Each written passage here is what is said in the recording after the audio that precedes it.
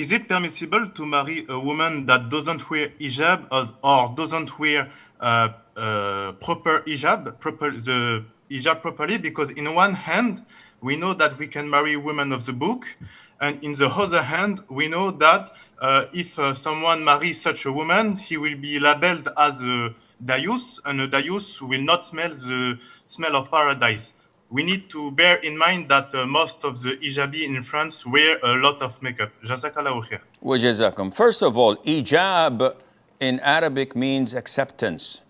And this is one of the pillars of marriage, to have hijab and qubul. So hijab from the father's side is to do the proposal. I give you my daughter in marriage. And the acceptance is al-qubul from the groom's side. He says, I accept her marriage. These are pillars in marriage. What you're referring to is hijab with an H. And I know in France they don't pronounce the H when it is in the beginning of the word, as in hotel or hello. But this is an Arabic word. So we're Muslims, we have to say hijab. Secondly, it is permissible for you to marry any Muslim woman. Full stop. Whether she is wearing the hijab or she's uncovering her hair. Whether she is a good, proper practicing Muslimah or a sinful, openly sinful Muslimah. The marriage contract, as in terms of validity, it is valid. There is ijab, not hijab, and qubul, two male witnesses, Muslims, khalas. The marriage is done. But is it the best thing to do? Of course not. Would be the person allowing his wife to go not wearing the hijab labeled as dayouth? Akhi, dayouth is a very big word. And when the Prophet said, alayhi salatu wasalam, there are three who will not be looked at or upon by Allah Azza wa Jal, and Allah would not have mercy on them, would not purify them, and would torment them severely in hellfire. One of them is the dayouth. So when they ask, what is the dayouth? The Prophet defined this, alayhi salatu, by saying, it is the man who approves vice and indecency and sins with his women folk. So this is a broad sense.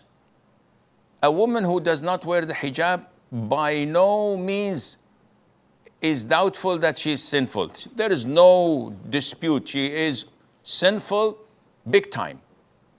She goes against the Quran, the Sunnah, the consensus of the scholars, decency. She goes against the norm of decent women. Nevertheless, this is not the end of the world. It's a sin. She'll be punished in her grave. She's disgracing her parents and her family. She brings the worst of names to her tribe. When she comes, especially if she comes openly on the media and she shows her beauty to everywhere. But we do not label and stamp her to be women of hellfire, just like that. As well as we do not label her husband to be a dayouth, unless she adds to that free mixing, traveling with men, dancing with them, going out on business dinners or whatever, and the likes. Okay, now, akhi, you're not a real man. You're a dayouth. And there are many women who are hijabi, who know that they're committing a sin, but they still have iman, little glimpses of iman in their heart. They give charity, they fast, they do night prayer, some of them. Yes, they're confused by shaitan. He's mixing oranges with apples, but nevertheless, we do not cross them out and say, just because of this sin, she is doomed in hell for eternity. As we don't go to men and say, any man who shaves his beard is doomed in hell for eternity. And we look down upon him, and every time we cross it, but phew, what is this, akhi? Oh, he was clean shaven. So what? He may have good deeds 10 times more than you do. don't fall in the mistake of diluting sins because of our mistakes, or trying to uplift someone who's openly sinning because I have many mistakes that may put me down. No, I'm not doing this. But I'm saying, whenever you see someone older than you, you say in regret, he made so many good deeds, much more than I did. And when you see someone younger than you have this regret by saying, he's younger than me, he did not make as many sins I have done. I don't go to them and tell them. I don't go to someone who's drinking intoxicants or partying in a club and say, may Allah guide you, you have many things that only Allah knows of, you're better than me. No, of course not. But how do I look at people? This is what concerns me, and I don't want to waste more of your time.